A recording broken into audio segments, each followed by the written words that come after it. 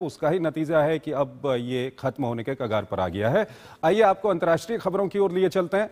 रूस यूक्रेन युद्ध को रोकने के लिए अमेरिका की ओर से तैयार किए गए शांति प्रस्ताव पर बात बनते बनते रह गई। रूस का आरोप है कि यूरोप शांति वार्ता को डिरेल करने की कोशिश कर रहा है। रूसी राष्ट्रपति पुतिन ने तो यूरोप को युद्ध की भी धमकी दे दी। हालांकि सभी पक्षों का कहना है कि शांति वार्ता में थोड़ा प्रगति जरूर हुई है। सारी बातचीत का केंद्र बिंदु रही ट्रंप के प्रतिनिधियों की पुतिन के साथ मुलाकात। क्या हुआ इस मुलाकात में, आइए आपको एक रिपोर्ट दिखाते हैं और फिर इस पर अपने विशेषज्ञ मेहमान के साथ चर्चा करेंगे। 300 मिनट की वार्ता उम्मीदें टूटी तो नहीं, लेकिन बहुत मजबूत भी नहीं हुई।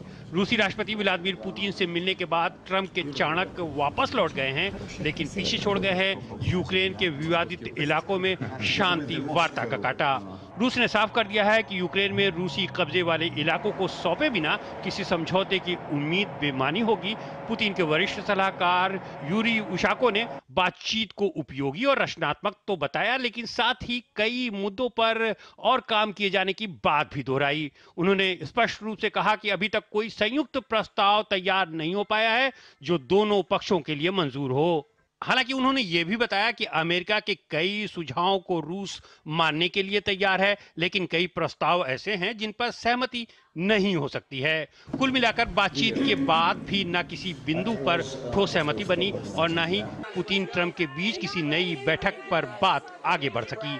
वहीं अमेरिकी विदेश मंत्री मार्को रूबियो ने माना कि कुछ प्रगति जरूर हुई है, लेकिन बाकी बचे मुद्दों का समाधान निकालने की कोशिश की जाएगी। हालांकि ये नहीं बताया गया कि शांति वार्ता की अगले चरण की बातचीत कब होगी। हम यूक्रेन में शांति के करीब नहीं हैं, लेकिन अभी भी वॉशिंगटन और मॉस्को दोनों जगह बहुत काम किया जाना बाकी है।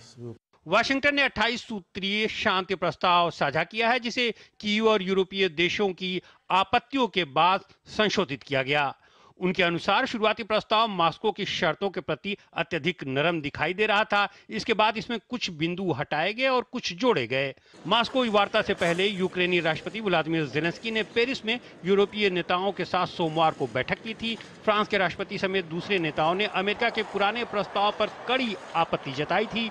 यूरोप के इस रुख पर कड़ी चेतावनी देते हुए राष्ट्रपति पुतिन ने उन्हें वार्ता में सबसे बड़ी बाधा बताया। उन्होंने कहा कि रूस यूरोप के साथ युद्ध नहीं चाहता है, लेकिन अगर यूरोप शुरू करना चाहता है तो हम भी तैयार हैं। पुतिन ने कहा कि यूरोप ने ऐसी शर्तें जोड़ दी हैं जो रूस को स्वीकार नहीं है। पुतिन की इस धमकी के बाद यूरोप यूक्रेन को सैन्य रूप से मजबूत करने की वकालत में जुट गया है। नाटो प्रमुख ने कहा है कि मॉस्को पर दबाव बनाने के लिए यूक्रेन को हथियारों की आपूर्ति बनाए रखनी होगी। कनाडा ने नाटो वित्त पोषण तंत्र के माध्यम से यूक्रेन के लिए हथियार खरीदने की बात दोहराई है। हालांकि यूरोप में जब्त रूसी परिसंपत्तियों के इस्तेमाल पर ईयू देशों के बीच अभी भी सहमति नहीं बनती दिखाई दे रही है।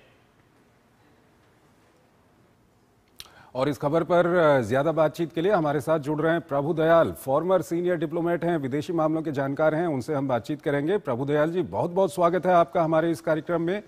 प्रभु दयाल जी, जो कल बातचीत हुई है उसके बाद जो डेवलपमेंट हुए हैं उसमें सबसे बड़ा फैक्ट यह है कि व्लादिमीर पुतिन की ओर से ये कहा गया है कि यूरोप बातचीत को डिरेल कर रहा है, यूरोप को धमकी भी दी गई है। किस तरह से आप देखते हैं, क्या कुछ आपकी पहली प्रतिक्रिया?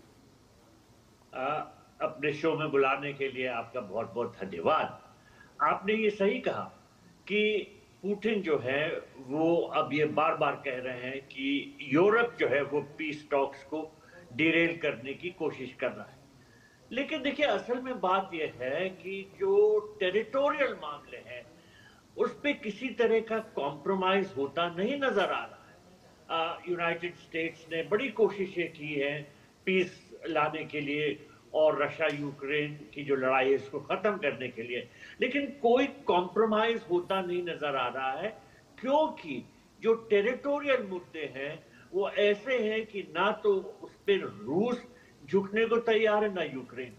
अब रूस ये कहता है कि जो यूक्रेनियन टेरिटरीज उसके कब्जे में हैं, जैसे क्राइमिया और जो ईस्टर्न यूक्रेन की territories Donetsk, Luhansk, Kherson and Zaporizhzhia, वो जो है उनको रशियन टेरिटरी मान लेना चाहिए। लेकिन यूक्रेन तो इस बात को रद्द करता है वो कहता है कि हम कभी भी किसी हालत में भी अपने क्षेत्र को नहीं त्यागेंगे और रूस को हम नहीं देंगे। तो ये जो पीस टॉक्स हैं इन मुद्दों पर अड़ी हुई है। इसके अलावा रूस ये कहता आ रहा है कि यूक्रेन को नेटो का सदस्य नहीं बनना चाहिए और नेटो को भी अपने कॉन्स्टिट्यूशन में ये लिख देना चाहिए कि हम यूक्रेन को मेंबरशिप नहीं देंगे कभी। तो ना नेटो इस बात पे तैयार है, ना यूक्रेन ये कहने को तैयार है कि हम नेटो के मेंबर अब नहीं बनना चाहेंगे। तो ये ऐसे मुद्दे हैं जिन पे कोई कॉम्प्रोमाइज नहीं हो पा रहा है। और जैसा आपके कॉरेस्पॉन्डेंट ने बताया कि 5 घंटे तक बातचीत चली US special adviser Steve Witkoff और जैरेड कुशनर जो कि ट्रम्प साहब के सन इन लॉ हैं उनके, और दूसरी तरफ व्लादिमीर पुतिन के बीच में जो ये बातचीत हुई।